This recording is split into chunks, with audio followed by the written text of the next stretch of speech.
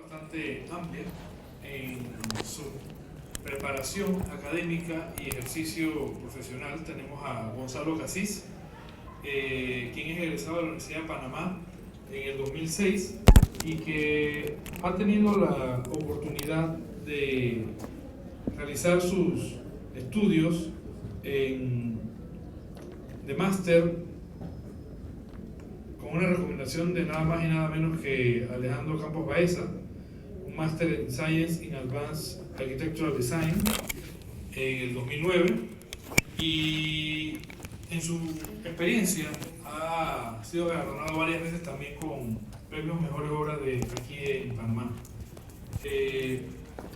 Su socio, el arquitecto Ernesto Mokfon, también panameño, egresado en California Polytechnic, ha tenido la oportunidad también de recibir formación en varios países.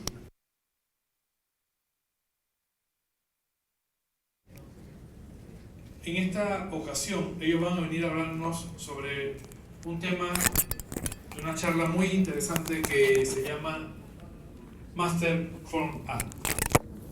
Gonzalo, vamos a dar la bienvenida con un fuerte aplauso a Gonzalo y a Ernesto.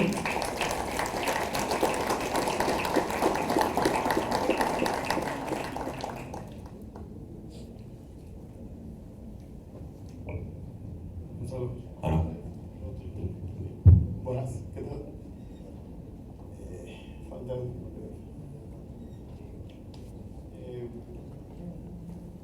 Bueno, primero que nada, es un gran placer estar aquí con ustedes. Yo creo que es una gran oportunidad que nos ha dado Luis. Le agradecemos muchísimo la invitación de estar en una charla al lado de muchos de los grandes, los arquitectos panameños aquí, que para nosotros es sumamente humilde estar sumamente poder estar en esta charla con ustedes, ¿no? Realmente creo que muchas de nuestras conversaciones que vamos a tener aquí es mucho de eso, de tener una gran fortuna y estas grandes oportunidades que hemos tenido internacionalmente como localmente. Y Luis nos llamó. Sí, Luis nos llamó preguntándonos si podíamos hacer una charla de nuestra experiencia internacional, de compartir con ustedes qué fue experimentar con los grandes de los arquitectos, con los grandes arquitectos internacionales. Y me lo han preguntado muchas veces, hasta he hecho charlas de procesos, de diseño, de producción, de planos, de todo tipo de cosas técnicas, pero nunca lo había pensado de una manera personal. Y yo creo que Gonzalo y yo vamos a hablar del tema de cómo fue esa experiencia personal con estos grandes arquitectos que tuvimos el chance de colaborar, ser estudiantes de, ser empleados de. Y bueno, le doy la primera palabra a... Bueno, antes quería explicar un poquito del título. Realmente no vamos a hablar de el Master Forma, pero quiero que lo sepan. Esa frase va a venir muy frecuente en su vida como arquitecto. Es lo que viene, es la manera como se ordena la familia en Revit, cómo se ordenan las especificaciones para un proyecto grande, ¿ya? Pero no vamos a hablar de eso. Realmente vamos a hablar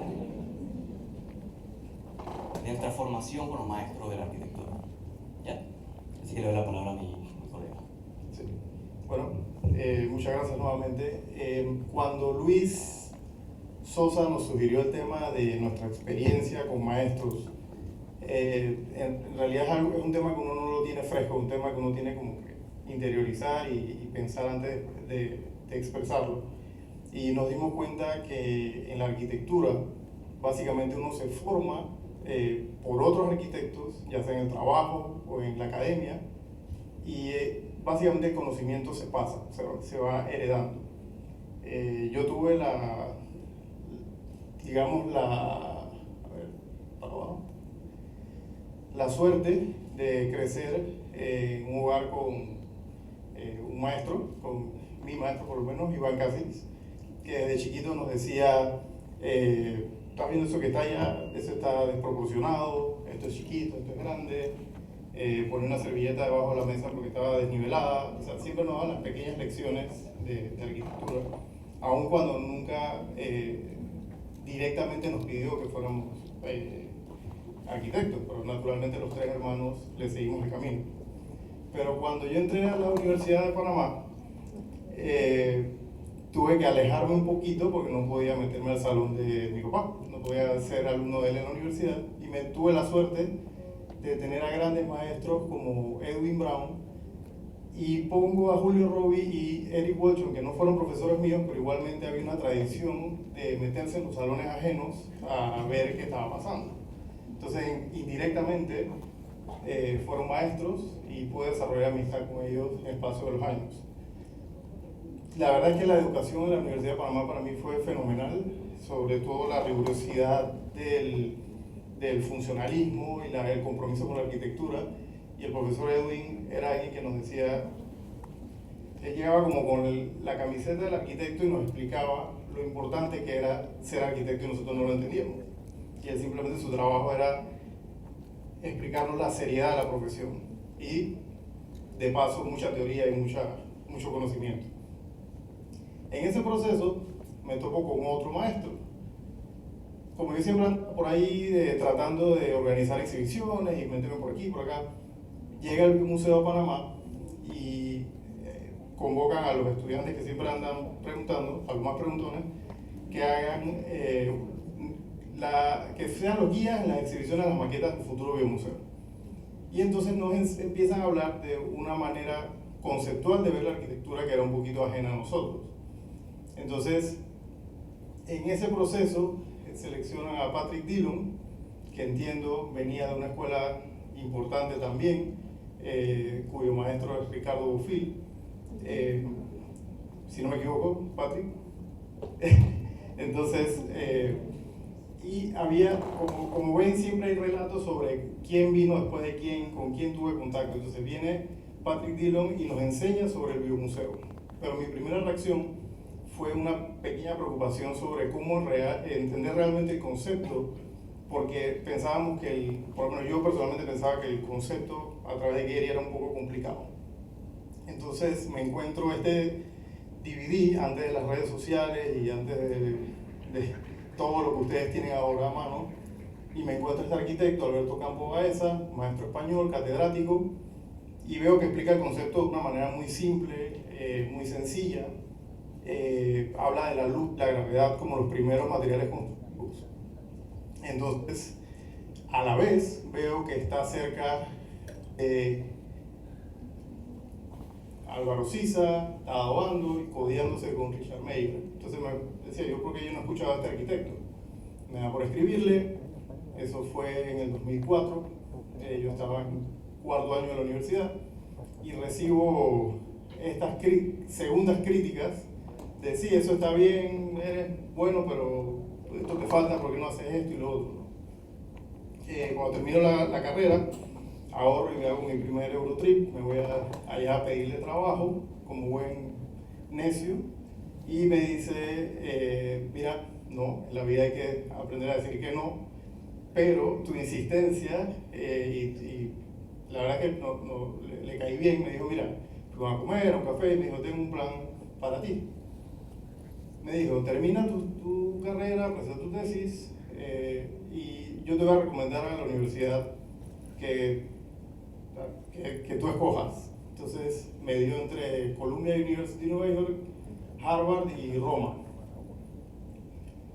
Regresé, me dan mi primer encargo oficial, yo empecé a trabajar en el 2004 en la oficina con mi papá y mis hermanos, y obsesionado con sus ideas de la luz y de la gravedad y el blanco certero, desarrollo este proyecto y me voy a la Universidad de Columbia, que no sabía realmente qué era. Harvard sonaba mejor, pero lo que decían era que Columbia se adaptaba un poquito más a las realidades de Panamá y sobre todo si yo quería regresar a ejercer de una vez. Me encuentro con Kenneth Frampton, que fue el maestro de Alberto Campo Baeza, y tampoco sabía quién era. Y era básicamente es uno de los, si no es el mejor, el más importante teórico de arquitectura del siglo pasado. Y Columbia University me encuentro, que es la segunda del ranking universitario. Llego al dorm, esto para los estudiantes que pronto se van a ir, es una oportunidad para, o sea, no tienes nada, no tienes con quién hablar, no había WhatsApp, y básicamente te entrenas tu cerebro a hacer lo que fuiste. Y esta universidad utiliza Nueva York como un lienzo para crear arquitectura. Llego a la universidad, en el Avery Hall tiene la biblioteca de arquitectura más completa del mundo, según ellos. Columbia University es escenario de muchas películas. Y adentro es un edificio histórico, no es la gran cosa, pero era interesante ver que nos daban una computadora para cada uno, había un anfiteatro, un woodshop, y en fin, era un ambiente para ir a trabajar. Y también, como mecanismo de descompresión, ellos nos daban la pequeña rumba. Todos los viernes nos daban como un open beer, nos daban boletos libres para todos los museos. Esto es como una fiesta electrónica en el Guggenheim, pero lo hacían para que uno no saliera a perder el tiempo. Nos daban las herramientas para decir, ok, ve, desestrésate, pero regresa a trabajar. También tenían materias optativas. Si tú querías ser teórico, agarrabas las tareas, las materias optativas teóricas. A mí me gustaban las tareas prácticas. Pero cuando llegamos, ahora en retrospectiva y viendo mis archivos, me encontré con la foto de nuestro primer estudio y aquí están las caras de cómo nos fue. Nos destrozaron. Fue increíblemente, o sea, fue una cosa que yo no entendía por qué lo estaban haciendo. Y yo no sé si era como para empujarlo o que realmente éramos malos. Pero eso nos empujó quizás a trabajar mejor. Este fue mi primer proyecto, totalmente teórico, y siento que nunca había trabajado tan fuerte, ni siquiera para la tesis, que casualmente Galo fue mi asesor. Siento que nunca me había quemado tantas pestañas. Luego viene el segundo estudio, que es un proyecto basado en unas favelas, es como una especie de facilidad deportiva vertical, y ahí aprendimos lo que era sustentar básicamente como esto que está aquí, a esta escala, los proyectos de diseño. Aterrador también en ese momento. Y además de eso, en paralelo, esto es lo que se vivía. Todos los miércoles había una conferencia. Mark Wiggin y hacía debates con Peter Usted va a hablar, ok, le voy a poner este micrófono. Simplemente a discutir entre nosotros sobre arquitectura. Estaba Enrique Walker, quien nos enseñó muchos temas interesantes sobre el crecimiento de la ciudad y la influencia en el crecimiento de la arquitectura en sí. De hecho, historia corta, nos contó aclarar un poco un tema sobre el fin del modernismo que no teníamos muy claro, sobre cómo después del último Congreso Internacional de Arquitectura, Louis Kahn le cede la palabra a Tigran Tinten y este tipo de grupos que están en contra del modernismo y que dicen que el modernismo ha fallado por culpa de la revolución, por falta de ideas a la revolución industrial. Y lo que nosotros no sabíamos es que lo que nosotros conocemos como la generación de Starkitects básicamente fueron los que materializaron las teorías de estos grupos como Tinten y Arquitectura. De hecho, explica muchas cosas sobre el Centro Pompidou, que uno no entiende de dónde viene esa estética, y la influencia de Bernard Tschumi, que también me lo encontraba en el ascensor. Era súper raro entrar al ascensor y tener a Bernard Tschumi al lado con no se quita nunca la bufanda roja. Y la influencia en el Parque de la Villette, uno de sus proyectos más famosos. Rem Koolhaas también fue como conferencista. Eso fue un día que prácticamente pararon la calle. Y entonces habían arquitectos que si estaban en Nueva York sabían que Rem iba a dar una charla y paraba a visitar, como Antón García Abril y Alejandro Sarapó. Saja también fue como conferencista. tomé en Morphosis, fue como conferencista y siempre estaba ahí. Era como amigo de Kenneth Frampton y siempre andaba por ahí dando vueltas. Y Stephen Hall, que fue lo que influyó mucho en el último semestre de mi carrera. Se hacía una lotería. Hasta aquí hubiera terminado el programa y ok, súper bien, muy bueno, todo me gustó. Estas fueron mis primeras opciones, como escribía las opciones y hacía una lotería y yo decía, no me va a tocar. Y me tocó como profesor. Y él tenía un curso que se llama Architectonics of Music, donde estudia la posibilidad de una influencia entre la arquitectura y la música, y tenía a Heiko Cornelissen, un arquitecto holandés, y a Rafael Muster, un músico de Nueva York, como asistentes. Empezamos la primera semana con experimentos de materialidad y de peso. Nosotros escogimos una estructura musical que se llama fuga, donde dos instrumentos hacen el mismo sonido, pero uno es grave y el otro es agudo, y hacen una especie de contraste.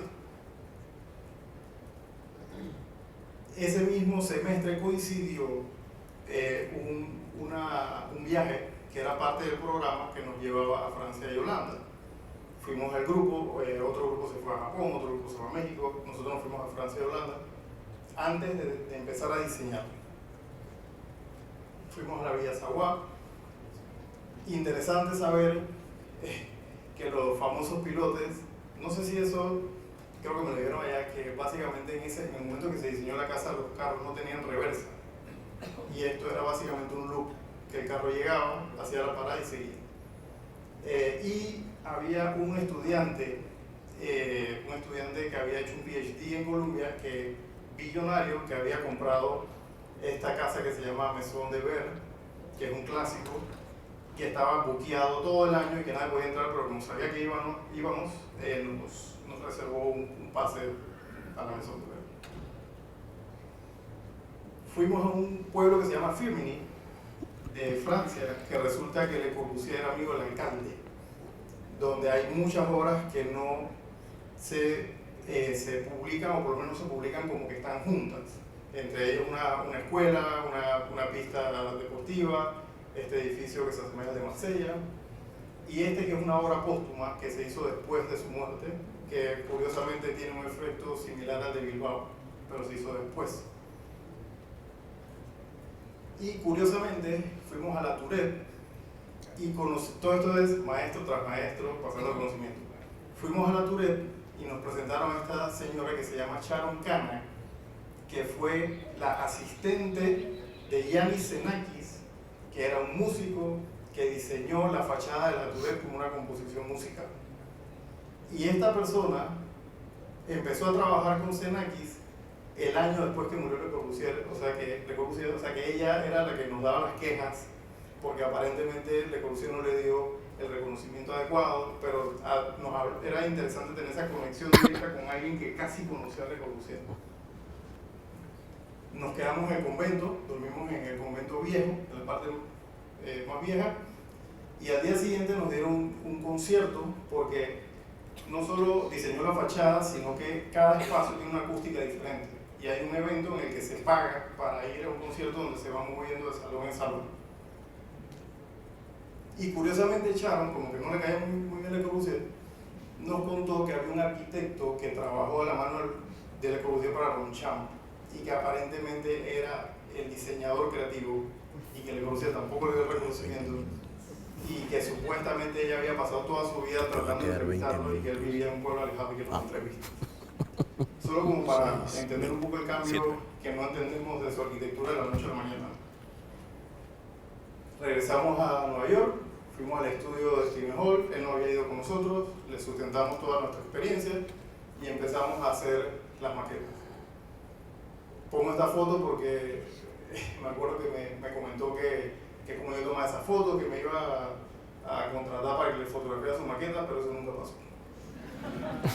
Entonces, presentamos el proyecto, se exhibió, se hicieron publicaciones, estos fueron los recuerdos. Al final el estudio parecía un basurero, básicamente. Y bueno, me gradué, desarrollé una afición hacia la fotografía y curiosamente uno de mis orgullos es que después de esto, Stephen Hall aplicó lo que hicimos en el taller, por ejemplo, en mi proyecto, en la expansión del Kennedy Center, haciendo la formaleta de concreto con el aluminio. Y bueno, cuando yo llegué a Panamá, básicamente lo que quería era aplicar todos estos conocimientos. También desarrollé una amistad con Heiko Cornelissen y tratábamos de hacer un par de proyectos acá, y tuvo cambio de plan, no lo pudimos concretar.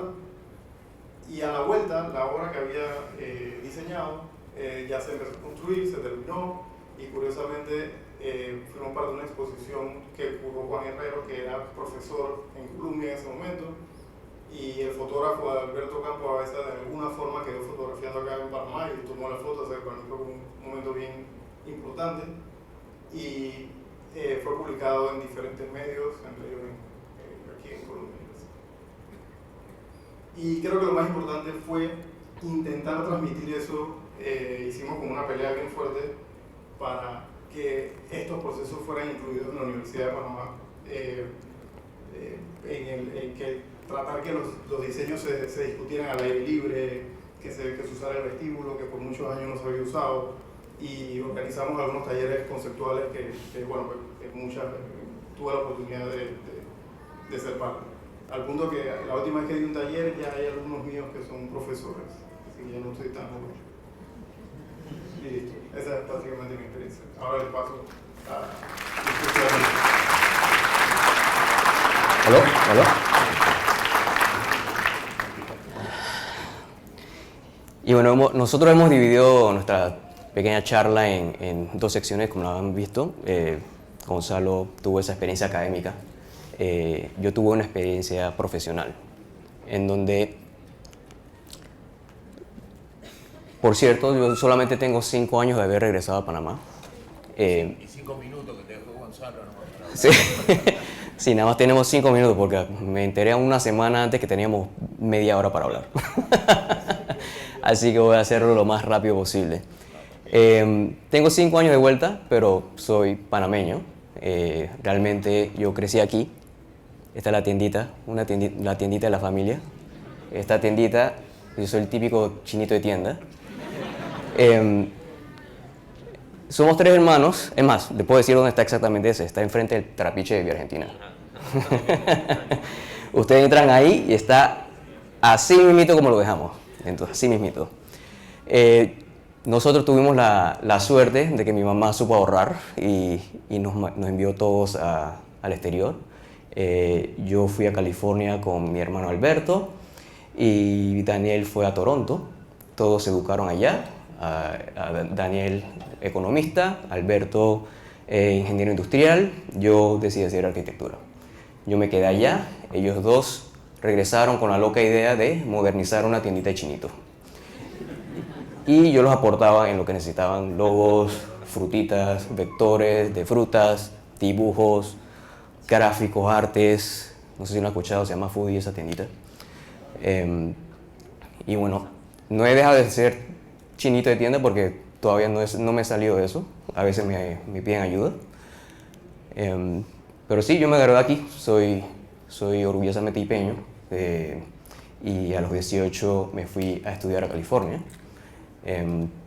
Tuve la suerte de estudiar en una de las mejores arquitecturas en California, bueno, en Estados Unidos, no global, pero por lo menos en Estados Unidos, pero era considerada pública, así que por eso que casi nadie ha escuchado de esa universidad. Solo nerdos saben que es una buena universidad en Estados Unidos. Mi primer año de arquitectura fue en el 2001. Yo vi esta revista en la universidad y yo vi esta foto. Y lo primero que yo dije fue: ¿quién fue este loco? Que era posible que esto se creara. Así que averigué un poquito de esto. Este viejito que está aquí lo hizo eso, y mientras más hacía el research de qué más había hecho, en esa época había hecho un sinfín de obras de artes, ¿ya? Estos eran los proyectos de ese tiempo, ¿ya?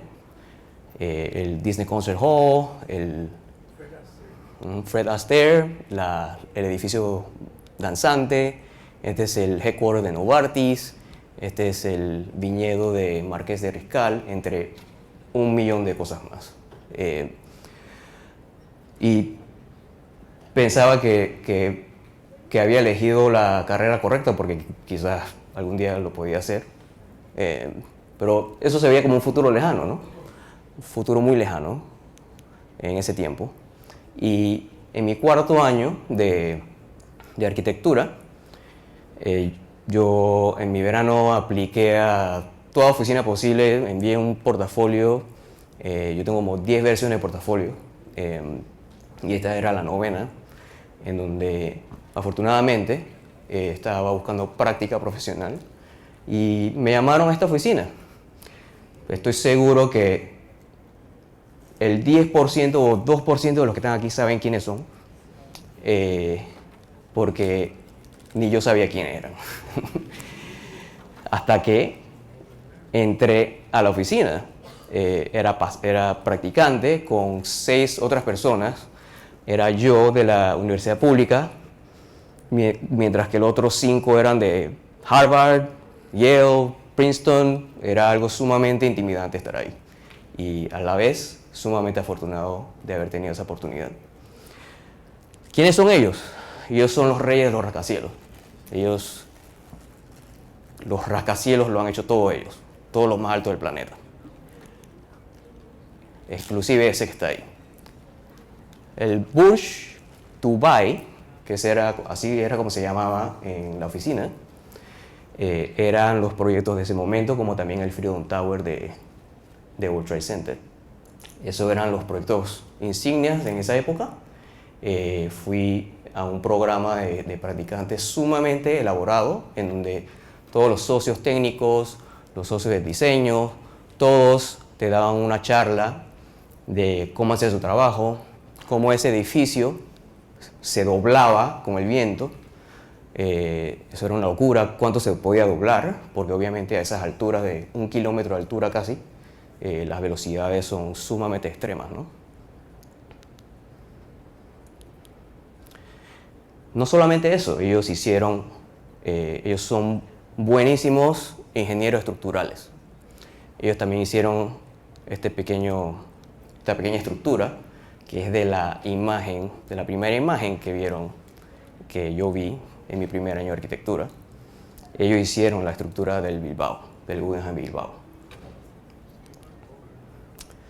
Y en mi 5º año, mientras,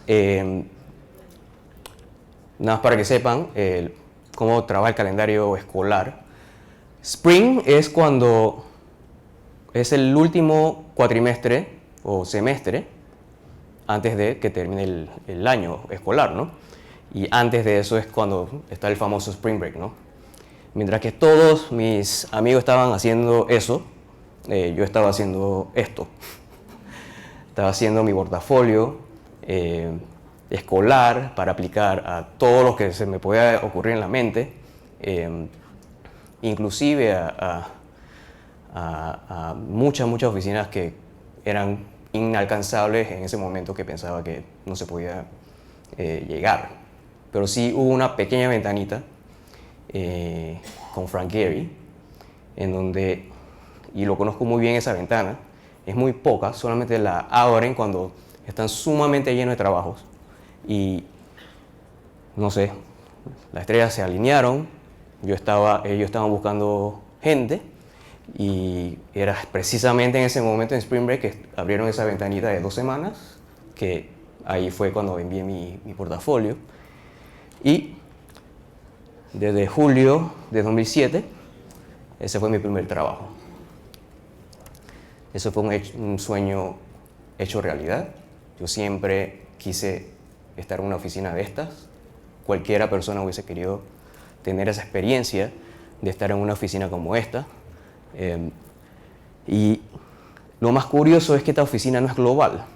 Esta oficina es un mom and pop shop, como le dicen, ¿no? Una oficina familiar, ¿ya? En donde él está ahí todos los días, la esposa, que es, hay un par de ustedes la han conocido, Berta, es un alma de Dios. Ella es panameña. Gary está casado con una panameña. Ella es mitad tableña antonera, para que sepan. Y es un negocio familiar. El hijo está ahí. El otro no quiso ser arquitecto. Tiene 2 hijos. Bueno, tiene 4, pero los 2 son los que están ahí, con Berta. Pero el mayor se decidió a pintar mujeres desnudas. Pero el menor sí se dedicó un poquito a seguir la carrera de su padre. La fortuna de estar aquí es que éramos 85 arquitectos haciendo proyectos internacionales en todo el mundo. Si ven esta foto, este es un pequeño glimpse de nuestro intranet, ¿no? Del staff. O sea, tenemos era un equipo sumamente diverso. O sea, había coreanos, habían vietnamitas, habían alemanes, lo que se te ocurra. Había todo tipo de personas ahí y eso era sumamente importante para la formación del entendimiento cultural de todo este tipo de proyectos internacionales. Pero así como comenzó el sueño, así mismito, hay que entender que estos sueños de ir a trabajar en estos tipos de oficinas no son fáciles, ¿ya? Hay que tener una actitud en donde hay que normalizar que 70 y 80 horas semanales es normal. Y por eso le puse el típico lunes a viernes, ¿no? El típico lunes a viernes tiene 40 horas, así que imagínense cuántos son 70 a 80 horas semanales. Prácticamente uno vivía en la oficina, ¿no? Y era muy importante saber colaborar dentro de ella, llevarse bien con todo el mundo, porque prácticamente tú veías a ellos más que tu mujer o tu novia o tu perro. Y entre paréntesis, para romper ese mito en donde que si Frank Gehry churra un papel y lo tira y se vuelve lo que es, hasta hay un episodio de Los Simpsons de eso, sí lo hace, pero lo que tienen que entender es que eso es un gesto, ¿ya? Cuando lo pone es un gesto y de ahí viene un diseñador y crea el gesto donde lo ubicó, ¿ya? Así que está relativamente verdadero el comentario de Los Simpsons, ¿no? Así que yo tuve una suerte, yo sigo diciendo suerte porque yo creo que la vida me ha regalado mucha suerte, muchas oportunidades grandiosas que yo todavía no dejo de agradecer. Y mi primer trabajo fue en la oficina, hacer el concepto de una urbanización en el mar en Mónaco, conjunto a Christian de Portland Park y a Rem Koolhaas. O sea, trabajamos en equipo para crear esta monstruosidad en el mar, ¿ya? Y a nosotros nos tocaba diseñar la torre de oficinas que iba en el mero medio del proyecto. Esta fue mi primera maqueta. Uno siempre comienza como maquetista en esa oficina. No importa que tú vengas de Harvard, no importa que tú hayas tenido 10 años de experiencia y te graduaste con una maestría de Harvard, de Yale, de Princeton. Uno comienza haciendo maquetas. Y después de tantos años, yo entendí por qué. Y ahorita se lo explico, ¿no? No sé qué le pasó a la diseñadora aquí, pero por alguna razón yo terminé moldeando esa forma. Típicamente ese honor de darle la forma al edificio lo tiene alguien que tiene varios años en la oficina, pero por alguna razón lo estaba haciendo yo mejor que ella y yo terminé haciéndolo. Y tiene mucho que ver con el entendimiento de qué ocurre composicionalmente en el espacio negativo de esos edificios, ¿no? Uno no solamente anda achurrando el papel y poniendo el edificio, es un tema de qué gesto ocurre entre los edificios, no tanto en el edificio. Y estas son las fotos finales de ella. Creo que este fue Yo hice muchos proyectos en la oficina, pero les voy a hablar de 3 específicamente, y este es uno de los 3 que fueron como que marcaron un gran paso en la oficina para mí, ¿no?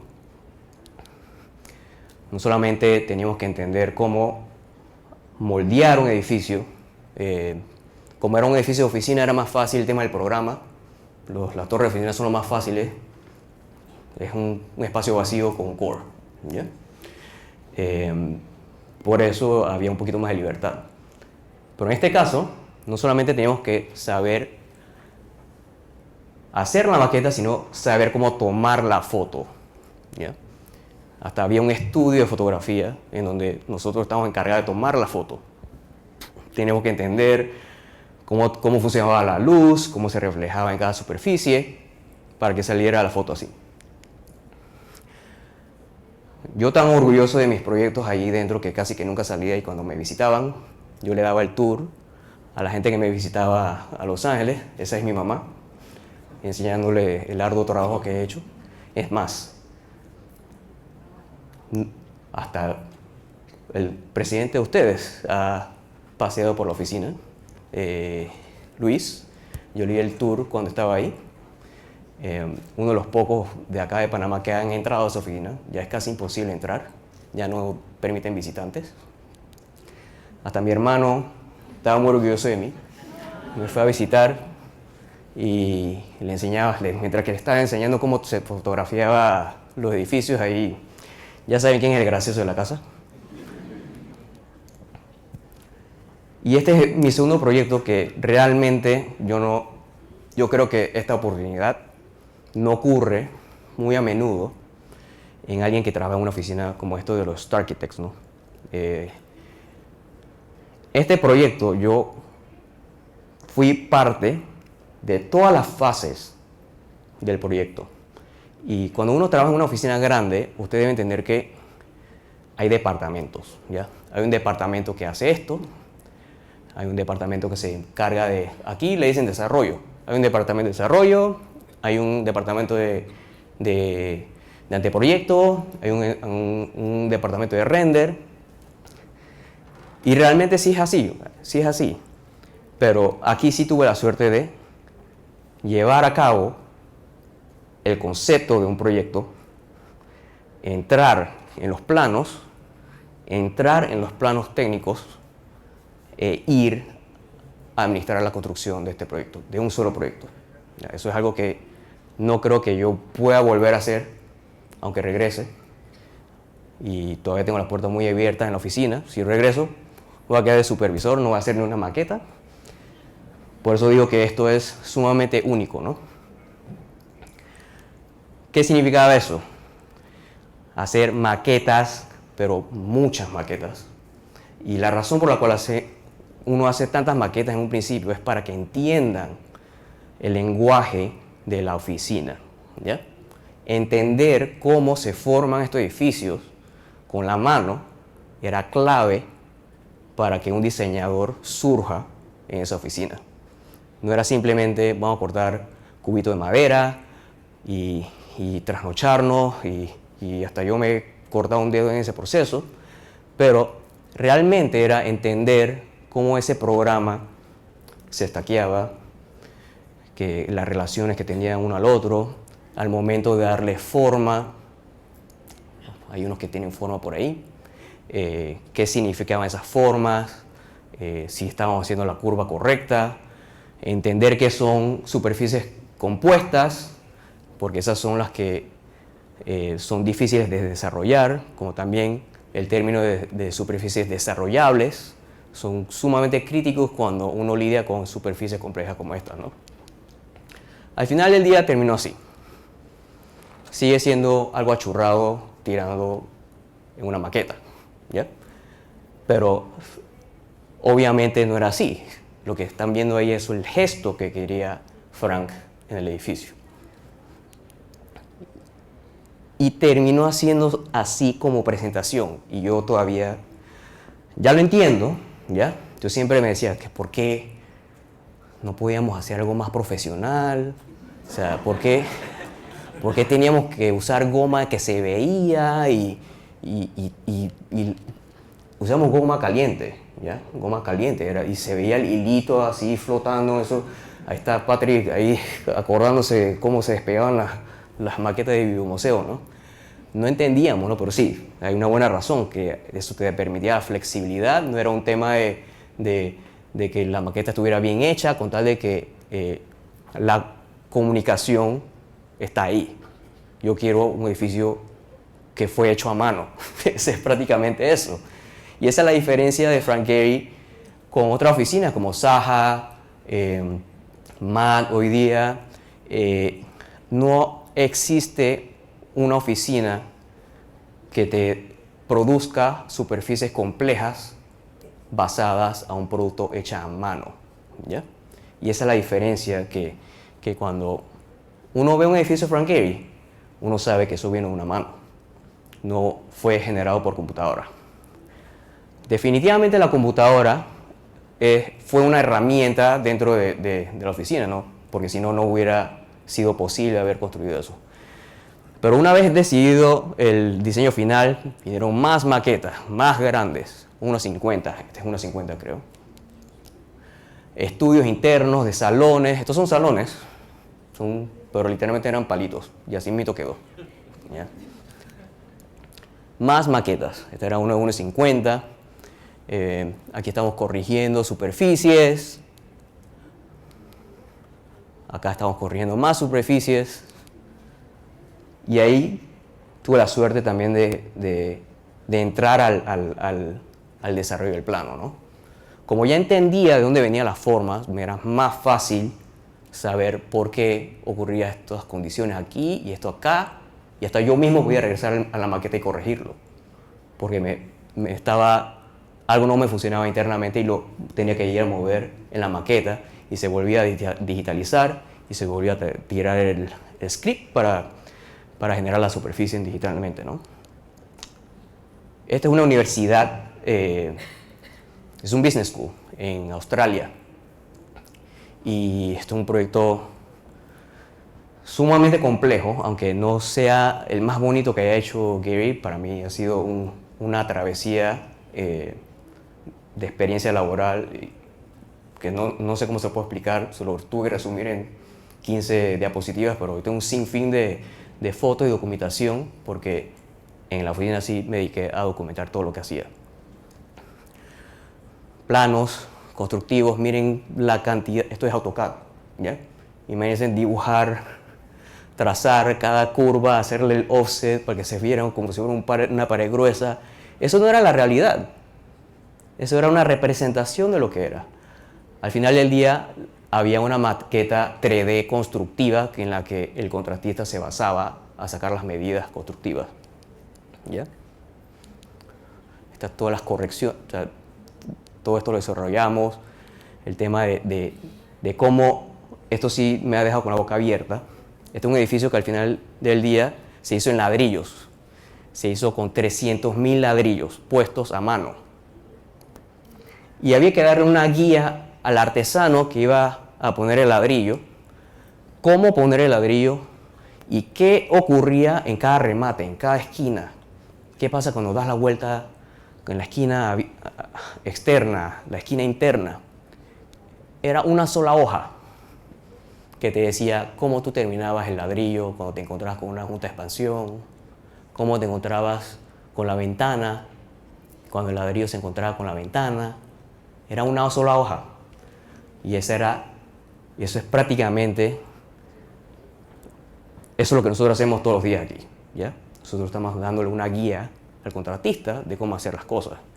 Y si uno lo puede simplificar en una sola hoja, cómo poner 300.000 ladrillos en diferentes formas, esa es la meta la que tenemos que llegar en todo lo que hacemos. De ahí uno digitaliza, hasta casi que se corría en script de cómo se corría el ladrillo en esa superficie. Hasta también ya uno pensaba en cómo se iba a poner en la fachada, ¿no? Estaban las subestructuras, todas estas subestructuras se hicieron en China y vinieron prefabricadas ya para montarse y anclarse en la fachada, ¿no? se hacían mock-ups, ¿ya? Habían dos tipos. Hay unos que son, le dicen los PMU, los Performance Mock-ups, son los que, o sea, uno no simplemente puede llegar a pegar esta cosa, uno tiene que probar que la fachada funciona con el clima, con el sol, con el viento, y hay laboratorios en donde tienen turbinas de aviones tirándole viento y agua a la fachada para ver si había intrusión de agua. Y ahí es cuando me mandaron a Sydney. Nuevamente tuve la suerte de administrar esta construcción, en donde yo fui parte de haber moldeado ese edificio. Y verlo físicamente, ustedes no tienen idea de lo lleno que eso causa personalmente.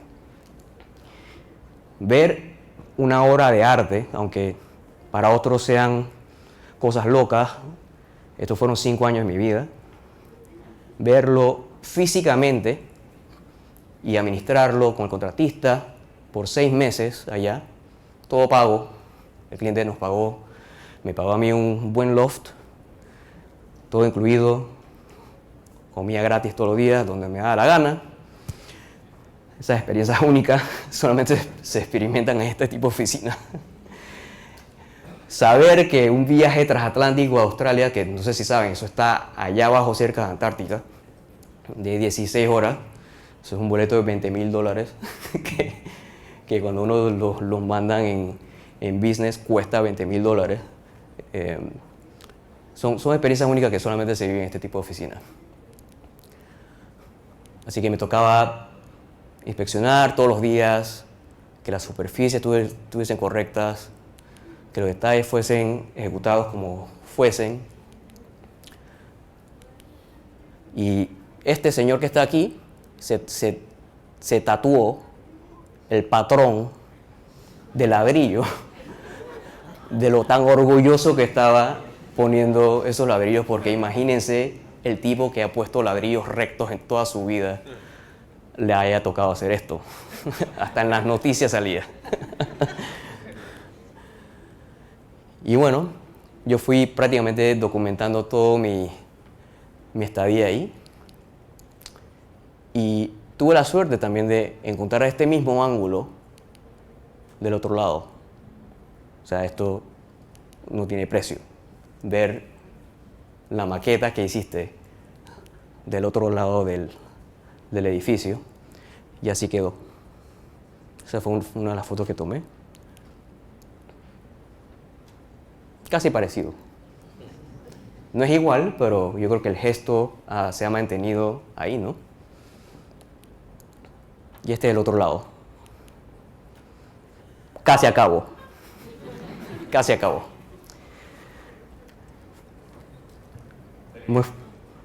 3 minutos. Ok. Suerte que esté rápido. Entonces, me fue muy bien con esa experiencia. Subí la escalera corporativa, como le llaman. Me convertí en supervisor y me dieron esta primera tarea. Que nada más que nada menos que hacer un headquarter para el jovencito este que está aquí.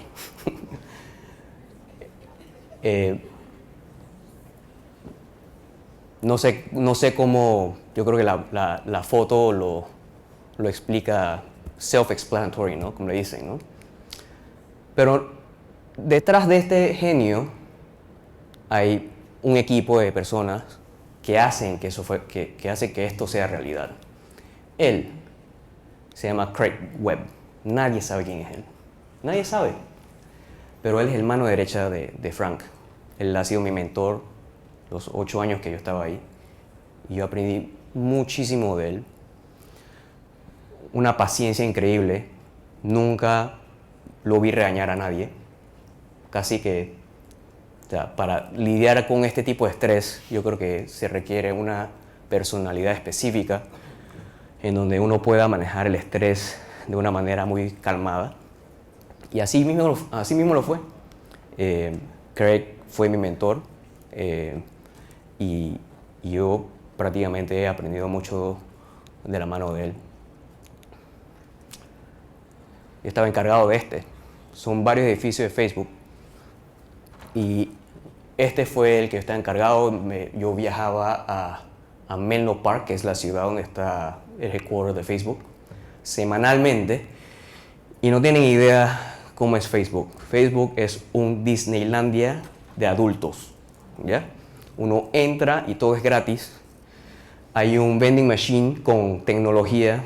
Uno tiene que pasar la tarjeta nada más y me falta un teclado, voy. Ah, se me perdió el mouse, voy. Hay una esquina de laptops, ¿cuál tú quieres?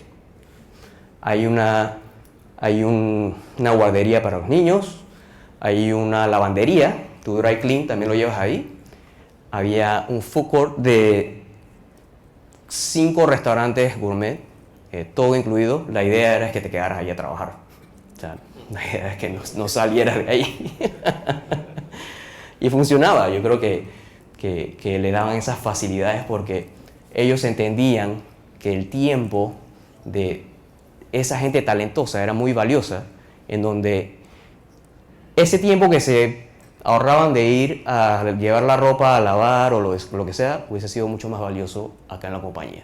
Entonces, esa era su mentalidad. Y así terminó. No es lo más bonito, yo creo que no es lo más bonito, pero crear esta monstruosidad de edificio en medio de California requiere mucha coordinación y mucho esfuerzo, ¿no? Y mi último día, suerte que estaba el primer proyecto allá montado que hice y el último proyecto que hice enfrente de mí ahí. Y vuelvo a recordarle, ¿no? Todo el mundo pregunta, no, ¿cómo fue Frank? Sí, yo cené con él, tuve reuniones con él, pero al final del día eran estos. Ellos, el team era lo que realmente lograba esa experiencia única dentro de la oficina. Eran todo tipo de personajes, todo el mundo mayormente nos llevamos súper. Es que pasamos tanto tiempo en la oficina que éramos casi que familia, o sea, no había de otra. O sea, tenías que llevarte bien con ellos porque a ellos los veías 80 horas a la semana, ¿ya?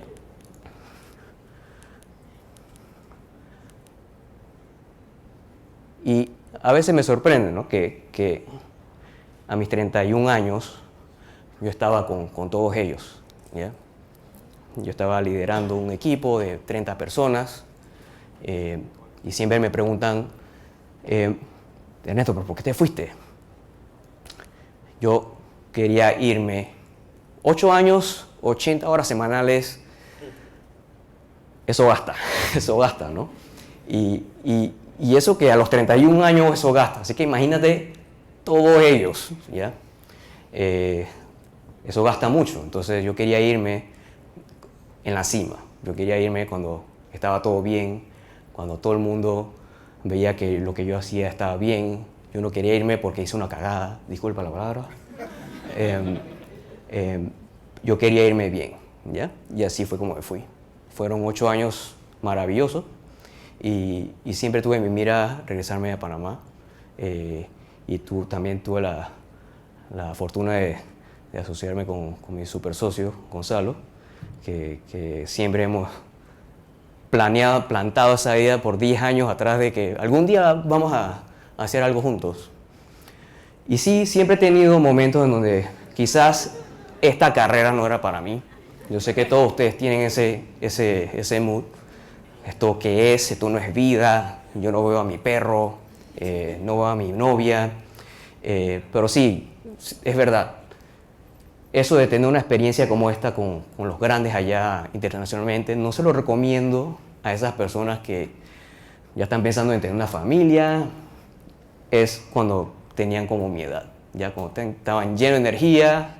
Yo los incito a que lo intenten, porque yo lo intenté y yo pude. No es que quizás tuve un par de facilidades, pero yo quiero recordarle que yo era ese chinito de tienda allá al lado de ustedes. Y si yo pude, yo creo que ustedes también pueden. Así que, gracias.